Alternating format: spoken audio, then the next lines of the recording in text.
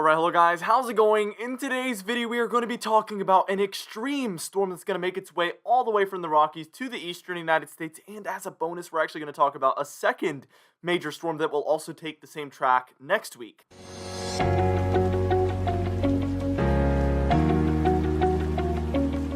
For today's comment of the day, you can wait until you've watched this entire video, obviously, but I want to know, what risk level do you think we will have for this upcoming Friday after it's all said and done? Do you think we will work our way up to an enhanced or possibly a moderate or high? Let me know in the comments down below what you think, and I'll be picking one of those for tomorrow's video. Let's just get straight into this video, and first things first, we're actually taking a look at our day one categorical outlook, because today we do have a little bit of a severe weather risk for portions of the mid-Atlantic and portions of the Northeast, a very odd area. And look at how pushed up against the eastern coast there of the United States it is. I'm actually a little bit in this here in Virginia, but this is going to really fire up just near the coast this afternoon for a little bit. And the wind risk is the biggest one there. There is a very tiny hail risk as well, so there could be some hail. But the interesting thing here is as we move up to the northeastern United States, there is a 2% chance of tornadoes there, including New York City. So a very interesting area there to have a 2% chance of tornadoes. So we're going to be watching for that 2% chance within 25 miles of a given location there of a tornado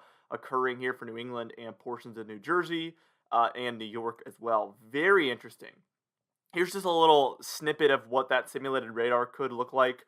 And this is going to be around 2 p.m. today, so again, kind of afternoon time frame. And this is just when they're firing up, so they're firing up right next to the coast, basically, and then working their way off of it. That's why that slight risk is so thin, because there's not going to be a lot of room for these to work with. Now, as we work our way towards day two, you can see that there is only 4 general thunderstorm risks at this point. Wouldn't be surprised to see a marginal risk pop up somewhere, but yeah, pretty minimal severe weather risk tomorrow for Thursday. It's going to be quite quiet.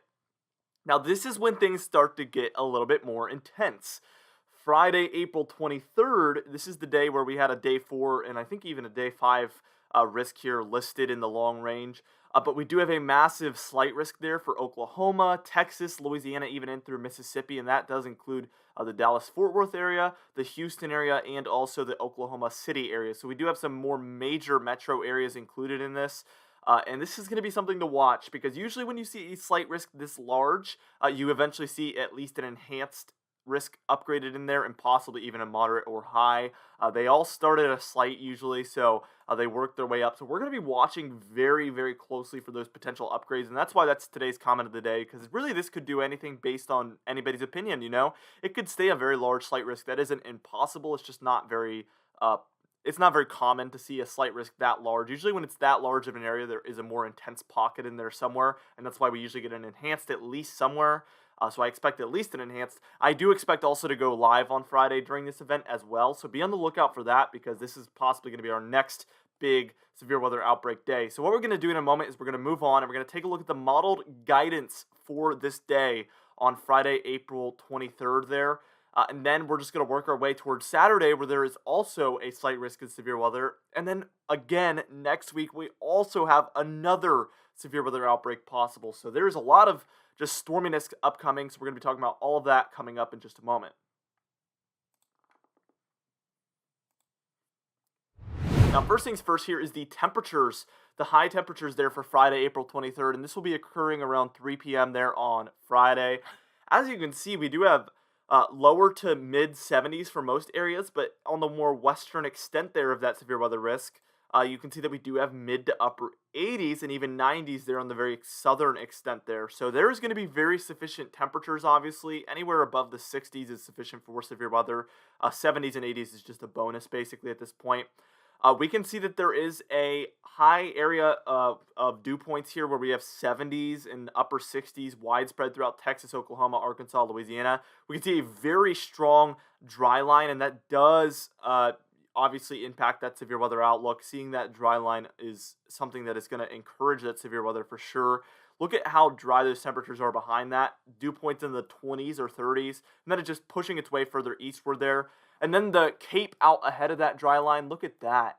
We have 3,000 to 4,000 Cape showing up here for Oklahoma, Texas, widespread 1,000 amounts at least, which is basically your bare minimum for severe weather. So that's, you know, around for Louisiana, Arkansas, Oklahoma, Texas. So yes, I do expect Friday to be a pretty big severe weather day. And these storms will start to fire up around 3 p.m. it appears at this point. This is 3 p.m. and as you can see, those storms are firing up. And then by the time we reach about maybe 7 or 8 p.m., they are still around there for eastern Texas, portions of Oklahoma, Arkansas, and Louisiana. So I will likely be live throughout the afternoon and into a bit of the evening as well on the day for Friday. By the time we're reaching about 12 a.m. there on heading into Saturday, you can see there is still some storminess around, but likely most of that slight risk area has been, already impacted by the time we're reaching this point. So I think most of the severe weather will occur basically before that point. Look at the shear, though. We are going to have pretty maxed out shear, and I think we are going to be watching for a tornado outbreak with these severe storms. Given the area, given the setup, I think we're looking at primarily a supercell storm mode with a pretty decent chance at tornadoes. That could be the highest risk out of all the parameters that we're going to be taking a look at. So we're going to be watching for that very closely. This will obviously be the topic of our next few videos. These severe weather threats coming up. There is no snowstorms to talk about, so this is going to be our primary focus coming up. So what we're going to do here in a moment is we're going to move on towards day 4, which is going to be Saturday, April 24th, where we also have a slight risk. We're going to take a look at the modeled guidance for that day as well, and then we're going to move on towards that next week's threat in just a moment as well.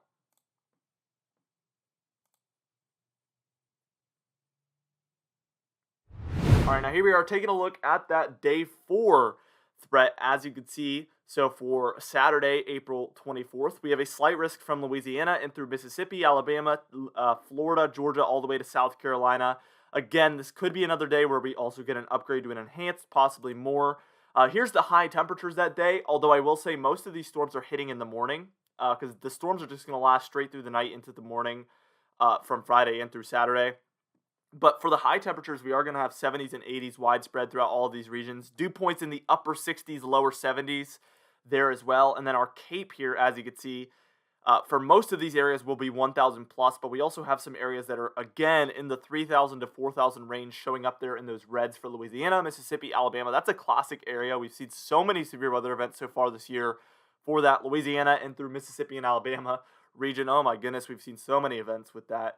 So as you can see, by the time we're looking at, this is about 5 a.m., we're already seeing some of those storms working their way in through Louisiana and through Mississippi. And then by the time we're reaching about 11 a.m. here, they've basically moved out of Louisiana and Mississippi for the most part, and they're into Alabama, Georgia, South Carolina, North Carolina, Tennessee, not Texas. And then by the time we're reaching about, this is probably about, I would say 11 p.m. You can see they've reached the East Coast. So it is going to last all day, but a lot of that western extent of those storms is going to be mostly for very early in the day, like 5 a.m. to 11 a.m. mostly. Now, this is one of the more interesting things we're going to talk about today. We have a day 7 probability outlook, and this is going to be for Tuesday, April 27th. So we're 6 days away from this. And as you can see, we have a 15% chance, which does translate to a slight risk, like I said before, for Texas, Oklahoma, Kansas, kind of a similar area to where we're going to be seeing severe weather on Friday here upcoming, but Dallas-Fort Worth area and then Oklahoma City as well going to be impacted once again by these potential severe weather events here. So as we can see, this is the high temperatures there on Tuesday. We're going to be in the 70s to 80s for most of these regions again. Here's the dew points. Again, a very strong dry line again. So this is a very similar setup again. We have 60s and possibly lower 70s there for dew points, but that dry line is racing in with upper teens to maybe 20s there. And look at that. As we reach about, I would say about 8 a.m. the next morning, Wednesday, April 28th, that dry line is just pushed through and dried everything up. The Cape that afternoon is going to be pretty high as well. Widespread 1,000, 2,000, even 3,000 amounts showing up here again. So we could have just another severe weather / tornado outbreak potentially again on Tuesday and through Wednesday, April 27th to 28th. Here's that simulated radar, and as you can see, those storms look quite potent, and it looks like a strong line of thunderstorms will move through that day. And even by the time we reach Wednesday afternoon, look at that, they're still pretty potent for Arkansas, Missouri, Illinois. I would not be surprised if that's a multiple-day severe weather threat there. Very, very interesting setup we have on our hands. Anyway, for our confidence tab, unfortunately, we are at a 6 out of 6. This severe weather setup seems to be almost certain, especially the first one. The second one is a little lower confidence, obviously, but that was only a brief portion of our video. Most of this video was dedicated to that first severe weather outbreak, and I feel very confident about it. Anyway, for today's comment of the day, I asked you guys, when do you think the warm temperatures will return? And I'm not going to read all of this, but Vermont Rail Fan 555, welcome back. I know you haven't been around for a while, but you're back, so it's good to see you commenting again. I'm just going to read the first portion of that, and they said, I think this cooldown will be done by the end of April, and I think as we head into May, obviously, it's going to be harder and harder for that Arctic air to stick around as it's kind of battling the upcoming summer. So I think that once we reach May, it's going to really start to push back that Gulf air pushing up. So I do agree there. Anyway, for today's patron highlight of the day, I want to thank you all for supporting the channel, but especially our platinum patrons: Property Damage, John Benbenick, James Wade, Dovey Nagel, Alan Balomo, Adam S., Lair the Pan, Donna Carnes, Cameron Marshall, and Aiden Mattis. Alongside our diamond patrons: Bill Roberts, Alan Scherer, Marcus Conley, Noah Harley, Michael Codalessa, Michael Buell, Catbite, Charles Stinnett, Killen Manhart, It's Jay, Cindy Klein, Mark J, Luke Fallegos, Gary's, and John Quilisi. If you would like to be a part of this patron entry of the day, you could do so by joining our very exciting Patreon page in the description and in the pinned comments down below. I would also like to thank our channel members, our Weather Top Dog Hair Farms 1, and then also our superfan Phoenix Nimitz. If you'd like to join this one, that'll be next to the subscribe button down below. Anyway guys, thank you so much for watching this video. Be sure to destroy the like button. Be sure to comment down below to help the YouTube algorithm out. Be sure to subscribe for more weather related content, and I will see you guys in the next video.